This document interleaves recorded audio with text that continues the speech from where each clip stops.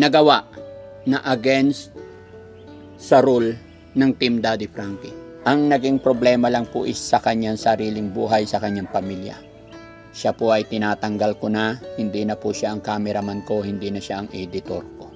Hindi pwedeng itolerate ni Daddy Frankie yung mga ganong bagay.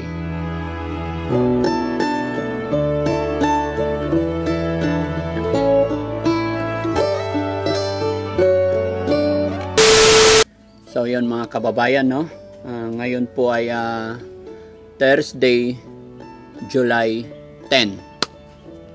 Mga kababayan, mga kabarangay, may announcement lang po si Daddy Frankie.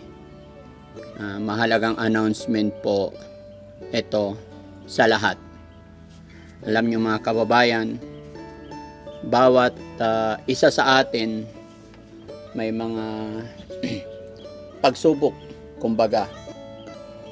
Bawat isa po sa atin may kanya-kanyang gusto, may kanya-kanyang plano. At gaya po at parati kong sinasabi, especially sa aking mga kasamahan, tayo mismo ang gagawa ng ating kapalaran. Pero sa araw na ito mga kababayan, alam nyo naman po si Daddy Frankie, maraming inaasikaso dito sa Pangasinan, sa Cavite, sa Makati. Kasama ng mga negosyo ko po. Kaya there's so many time po na after duty ko dito, iiwanan ko ang aking mga staff, iiwanan ko ang aking team, pero sila ang magbabantay. Although halos 2 buwan pa lang yata nung nag full time kami dito sa Pangasinan. Before kasi nasa Cavite kami. Pero sa loob ng 2 buwan mga kababayan na naka full time dito nakabase ang aking team, hindi lahat ng araw tama is nababantayan ko silang lahat. Ang aking team mga kababayan, monitor ko sila habang naka-duty po sila during that time na operation time. Pero after duty po, syempre, nasa edad na po lahat ng mga yan, kaya hindi ko na pwedeng pakialaman yung buhay-buhay nila. So sa ngayon mga kababayan, gaya ng aking sinabi, yung aking announcement, magmula po sa araw na ito, ay wala na po si Kuya Rab sa Team Daddy Frankie. Yes po, tama po yung narinig ng mga kababayan. Hindi ko po kagustuhan ito. Hindi rin gusto ni Kuya Rab hanggat maaari. Pero kinakailangan paalisin ko muna siya sa team. Kadahilanan po mga kababayan, mayroon siyang nagawa na against sa rule ng Team Daddy Frankie. Yung house rule is medyo na-violate. Although yung na-violate ni Kuya Rab is hindi po sa team. Kumbaga, hindi sa pagcha-charity ni Daddy Frankie. Kumbaga, personal na buhay niya. Although syempre mga kababayan, hindi po ako nagkulang ng paalala sa kanila dahil bilang head nila, bilang daddy nila, lagi ko rin silang pinapaalalahanan, especially sa kanilang pamilya. Pero syempre mga kababayan, gaya ng aking sinabi, pagdating sa labas, hindi ko na po sila nababantayan kung saan sila nagpupunta. So mga kababayan, yung pagkakamali po na nagawa ni Kuya Rab is gaya na aking sinabi, sarili na niyang buhay yon. Pero hindi po ibig sabihin na sarili niyang buhay out of our labas sa aming trabaho is hindi ko na pwedeng sa madaling salita is hindi pwedeng konsentihin ko. Dahil lagi akong nagpapaalala sa kanila at isa pa, nandito kami sa charity. Kaya kinausap ko siya ng maayos mga kababayan, at thanks to God, naintindihan din niya ako.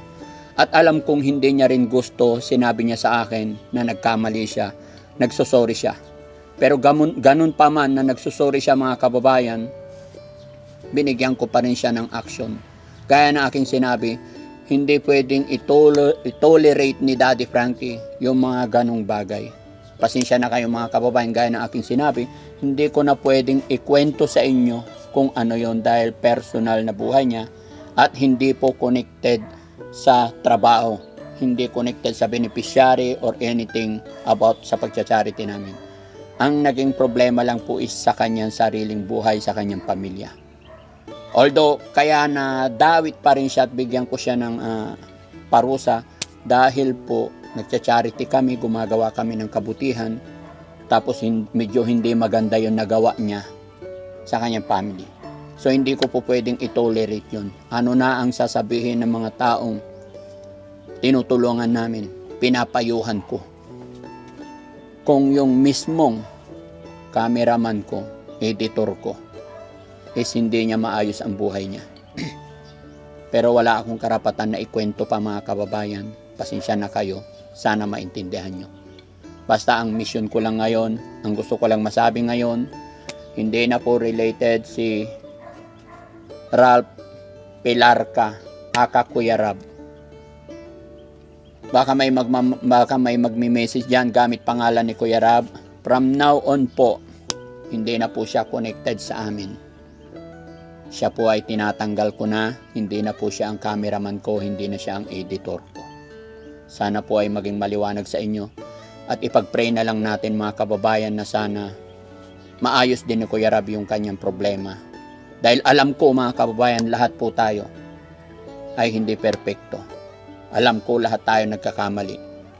At kaya tayo minsan nabibigo para maikorek natin yung ating mga pagkakamali, para lalo tayong tumatag at para magawa nating mabuting maayos ang ating buhay. Sana po mag-iingat tayo parati. Maging ako man po ay nagulat at nabigla. Nalaman ko yung problema niya starting kahapon. Kaya ngayon ginawan ko ng paraan, kaya nandito agad ako, bumiyahe agad ako para ayusin. So mga kababayan, muli po magpapaalala si Daddy Frankie, bago tayo gumawa ng mga bagay-bagay, pag-isipan natin maigi. Lalong-lalo na, family natin ang matatamaan. Family natin ang apektado. Napakadaling gumawa ng mga bagay-bagay, pero mahirap pag pamilya ang nagkaproblema, pag pamilya ang nadamay. Alam ko mga kababayan, sa pagcha-charity ko, pagkakaroon ko ng maraming empleyado, maraming kasamahan, hindi talaga nawawala yung ganito. At hindi na rin po bago sa akin yung mga ganitong senaryo. Sa mga empleyado ko lang sa Subic, sa Makati, ay may mga ganitong factor talaga. Pero pasensya na po, mali is mali, hindi pwedeng itolerate ni Daddy Frankie. Sana naunawaan nyo rin po ako. Kung sa trabaho, wala akong masabi kay Kuya Rab, pakikisama, mabuting tao siya. Although tayo, bawat isa sa atin may mga weakness minsan. May mga kahinaan tayo. Pero hindi porket ganon ay hindi na natin pwedeng baguhin. Hindi na natin pwedeng itama. May paraan pa tayo para itama yung mga pagkakamali natin. Gaya rin po ng pagkakamali ni Kuya Bal. Hindi ko pa rin nakakausap mga kababayan si Kuya Bal, pero may nakita rin akong pagkakamali, bagamat wala siya rito, pero bibigyan ko rin natin siya ng message dahil kasama pa rin sa Team Daddy Frankie si Kuya Bal. So yun lang mga kababayan, mga kabarangay, muli po, sana po ay naunawaan nyo at sana po ay maging okay ang lahat. God bless you more Kuya Bal, ay Kuya Rab, sana hindi ka magtampo sa akin.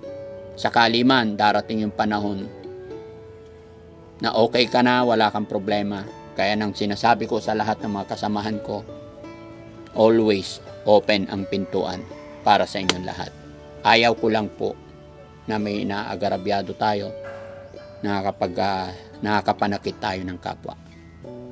Walang saysay, walang silbi yung pagcha-charity at pagbibigay natin ng advice Walang silbi yung pinapakita nating kabutihan sa ating kapwa kung sa loob ng team natin mismo ay hindi natin maiayos yung sarili't buhay natin. Kaya muli, Kuya Rab, pasensya ka na sa naging desisyon ko. Sana maging okay ka, maayos mo. Good luck sa'yo. Maraming salamat. God bless po.